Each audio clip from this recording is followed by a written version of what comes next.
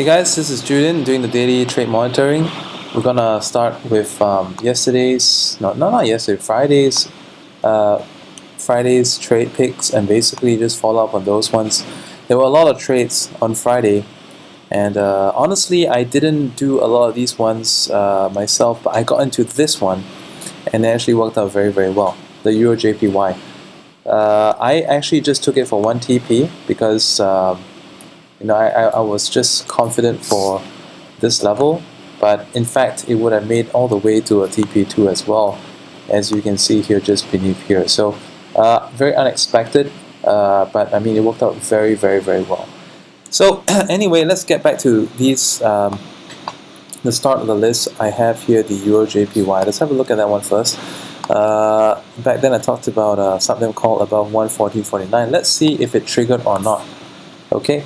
114.49. Oh my goodness, yes, it would have triggered. Yikes. Okay, this is what time frame? This is a H1, and let's do a little bit of a setup of that and see what exactly it would have been. Hang on, no. This is actually a subdem. Okay, I gave you two different variations of doing this setup on Friday. I gave you the consolidation breakout, which would have given you something about this entry. So this entry here and 114.69. But if you waited for the subdem, yes, it would have triggered at 114.49, and it basically went off to the races and would have done a steep. The TP1 would have been at this bit, and the TP2 would have been I'll take the TP2 just underneath here, which will have just been hit as well. So fantastic. Now let's head over to the GBPUSD H4 and have a look at what that has to offer. Okay, this one on Friday I was talking about it to be HNS. Okay, so HNS basically as expected. Just to illustrate HNS to you, this is I'm going to draw the left shoulder and hit, and then the right shoulder. Okay, so just in case you cannot perceive it, this is a HNS setup, and I always talked about the HNS setup nowadays tending to fail because whenever it comes to the level of the right shoulder, it will often have a sharp rebound, and preferably, right, I would like it to come back into this zone and then take entry down here because the fail rate is just that high. Otherwise, you probably want to wait for a second break of this level. So based on second break of the level, the entry would have been over here. Okay, but once again, it's kind of low percentage, but more importantly, like I just want to teach you what to look out for when it comes to the HNS setup. So anyways, this is out. This would have been TP1 and 2 secured. Okay.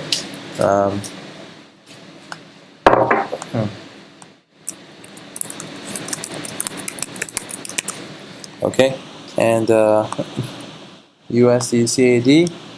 Now let's have a look at what this has to offer. We're talking about subdem call above 129.20. Okay, let's see where was the level even. 129.20. Oh my goodness. Okay, so this one it never ever triggered based on subdem. However, as we all know, we could have done this based on a trendline consolidation breakout, and this will have the entry point. Okay, this entry point right here. Okay, this candle is the entry, and basically our stop loss will be at the bottom. Just to talk you through the setup. Okay, this is going to be the stop loss. Alright, the entry is here. Our first TP would be hereabouts, just underneath this high, and then our second TP will just go for a little bit beneath this high. So TP 1 and 2 hit. Okay, so amazing stuff. And the lesson to know is that You don't really need to do a lot of trades, but you can actually make a lot. And just check out what's happening here, right? So TP1 and 2 secure. Okay, we're gonna basically just follow up all the setups here, and then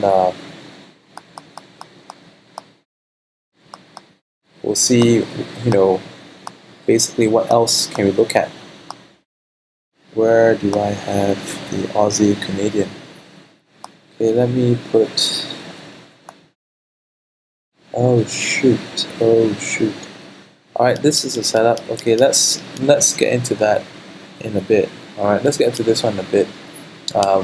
Definitely worth doing. Yeah, let's get into this one a bit. Anyway, it's gonna.